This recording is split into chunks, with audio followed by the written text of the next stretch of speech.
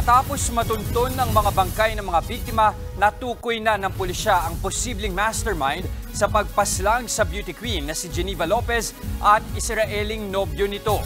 Live mula sa Santo Tomas, Pampanga, nasa frontline ng balitang yan si Brian Basa. Brian, binigyan na ba ng pagkakakilanlan ang sinasabing mastermind?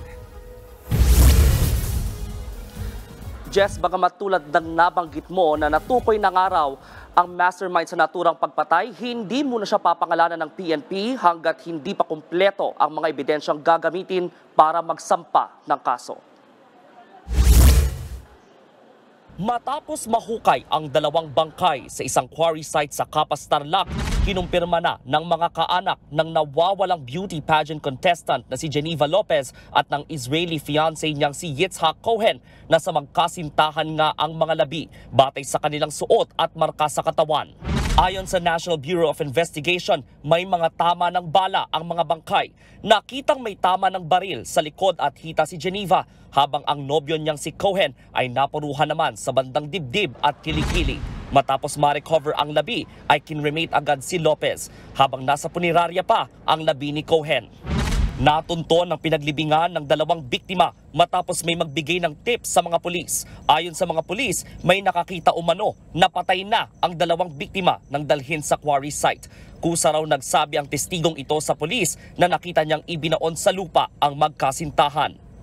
At ngayong nahanap na ang mga labi ng magkasintahan, tutok na ang mga pulis sa pagtugis sa mga posibleng nasa likod ng pagpatay. Katunayan, tukoy na raw nila kung sino ang mastermind sa krimen.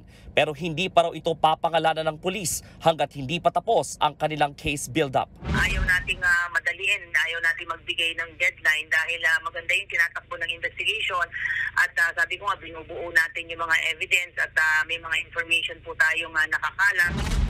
Tikom din sa ngayon ang bibig ng mga pulis sa posibleng motibo sa pagpatay. Hawak na ngayon ng PNP ang 4 sa 7 persons of interest sa kaso.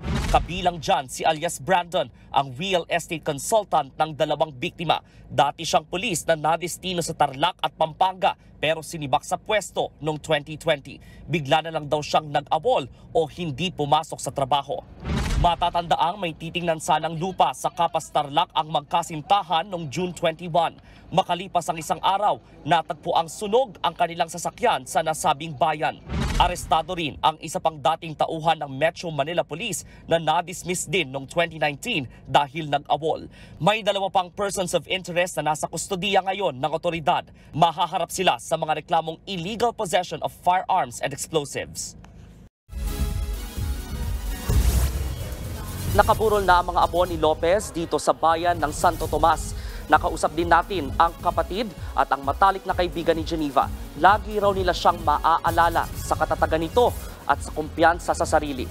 Maaaring dumalaw rito ang mga pamilya at kaibigan ni Geneva hanggang July 12, alas 5 ng hapon. Balik sa inyo. Brian, kanina may nabanggit ka sa report mo na patuloy yung mga otoridad muna sa pagkalap ng mga ebidensya bago nga nila pangalanan itong mastermind at bago nga kasuhan. May nabigay ba sila sa yung impormasyon ano-ano specifically itong mga ebidensya na ito? Jess, nakausap natin kanina si Police Colonel Jean Fajardo, ang tagapagsalita ng PNP. Sabi niya may mga nakalap silang CCTV footage pero tulad nga na nabanggit nila, kailangan muna nilang i-properly document ang mga CCTV footage na ito para tuluyang malatag ng maayos kung saan nga ba nagpunta ang mga biktima o saan sila humantong bago sila o habang sila ay nawala. Balik sa inyo. Nagulat mula Pampanga, maraming salamat Brian Basa. Mga kapatid, Jess De Los Santos po. Iba na ang may alam at may pakialam sa panahon ngayon. Para sa tuloy-tuloy na balitaan sa Frontline kahit weekend, mag-follow at mag-subscribe.